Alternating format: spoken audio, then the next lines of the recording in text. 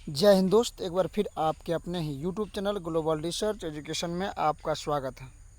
जी हाँ दोस्तों, बीपीएससी 4.0 में डोमिसाइल के ऊपर लेटर जारी हुई है।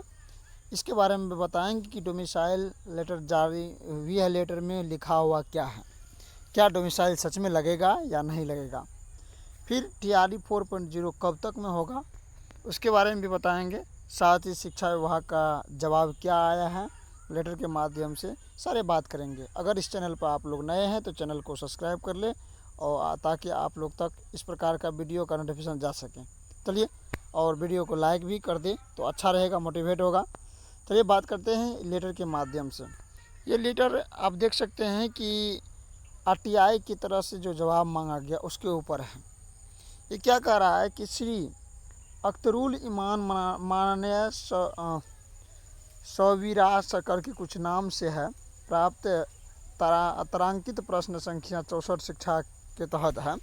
श्री सुनील कुमार, माननीय मंत्री शिक्षा विभाग पटना बिहार। प्रश्न था, इसका उत्तर था, क्या यह बात सही है कि राज्य में डोमिसाइल नीति लागू न होने से बाहरी राज्यों के अभ्यर्थी की संख्या शिक्षक बहाली में तुलनात्मक अधिक है। ये बात प्रश्न किया है कि कौन किए हैं कि ये जो है अख्तरुल ईमान नाम का जो आदमी किए हैं, और जवाब दिए हैं श्री सुशील कुमार और माननीय मंत्री शिक्षा विभाग पटना के ऊपर।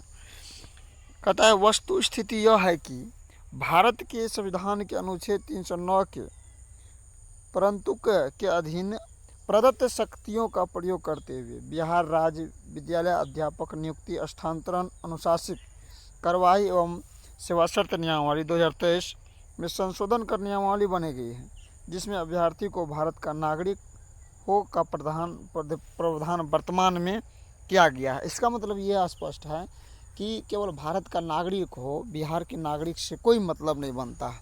मतलब डोमिसाइल के ऊपर ये लोग अभी बात करना ही नहीं चाह रहे हैं। अगला बात क्या कह रहा है, क्या यह बात सही है कि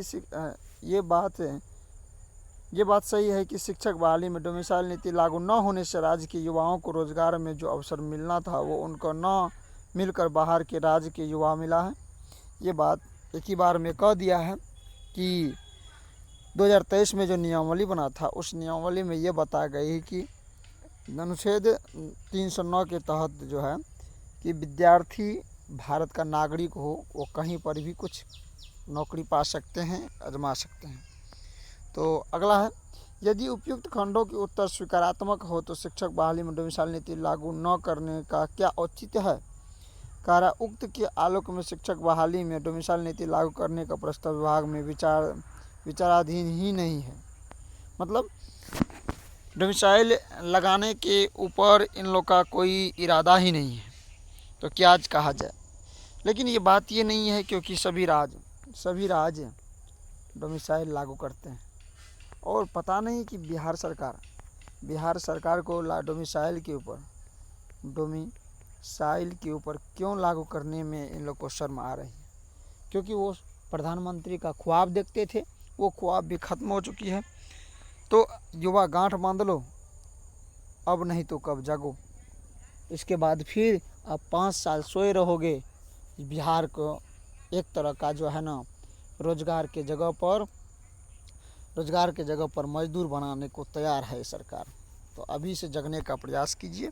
जहां हो सके आप लोग जो है ट्विटर के माध्यम से, कोई भी मीडिया के माध्यम से आप लोग सरकार की तरफ आवाज़ उठाने का प्रयास किया जाए, ताकि इस सरकार के कान में आवाज़ गूंजे। अगला है कि जो आप जानते हैं कि बिहार में जो शिक्षक का ट्रांसफ़र का नीति बनी थी, वो नीति रुक गई है। उसके लिए खुशखबरी है, 1 से 15 दिसंबर तक ऑनलाइन करें आवेदन। ये नया आवेदन की बात हो रही। गंभीर बीमार शिक्षकों का ही होगा तबादला, लेकिन ऐसी बात नहीं है, फिर ये उलट पुलट हो चुका है। फिर कह रहा है, राज्य सरकार ने गुरुवार को शिक्षकों को तबादले से नया आदेश जारी किया। इनमें गंभीर बीमारी या समस्या से ग्रसित शिक्षकों को तबादले के लिए आवेदन देने के लिए निर्देश दिए गए हैं।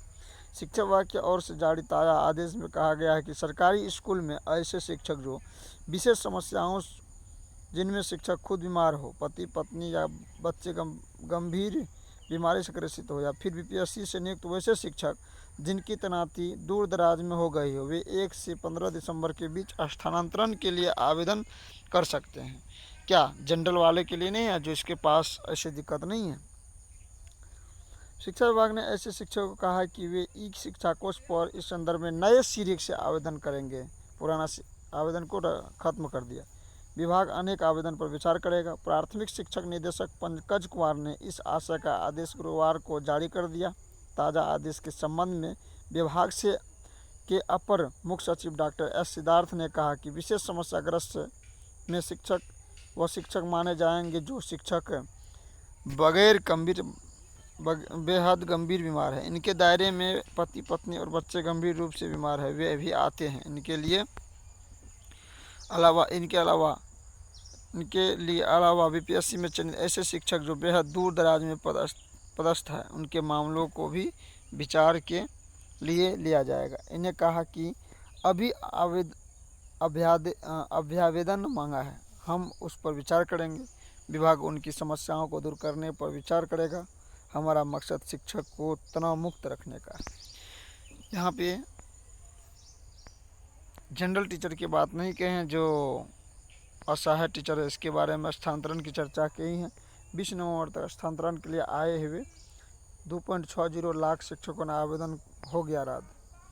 डॉक्टर एस सिद्धार्थ ने कहा 20 नवंबर तक स्थानांतरण पॉलिसी के तहत 2.60 लाख शिक्षकों ने आवेदन किए थे। इनमें करीब 10,000 आवेदन से विशेष समस्याओं से ग्रसित शिक्षकों के थे। ताज़ा आदेश के अनुसार शिक्षक की तरफ से स्थानांतरण के लिए इस शिक्षा कोष पोर्टल पर अभी प्राप्त आवेदनों पर अब किसी तरह का विचार नहीं किया जाएगा। ई कोष शिक्षा पर अब तक ऑनलाइन स्थानांतरण पदस्थापन के लिए समर्पित तभी आवेदन रद्द समझे जाएंगे। बात समझ में आ गया होगा कि अब थोड़ी सी राहत मिला है। वैसे शिक्षक जिसको ज़्यादा दिक्कत है वो भी सभी को नहीं मिलेगा, वो भी केवल उसी को मिलेगा जो क्षतिग्रस्त अर्थात अपने आप को जो है समस्या विशेष समझते हैं। तो आज की वीडियो इतना ही, फिर मिलते हैं नेक्स्ट वीडियो में। तब तक के लिए धन्यवाद।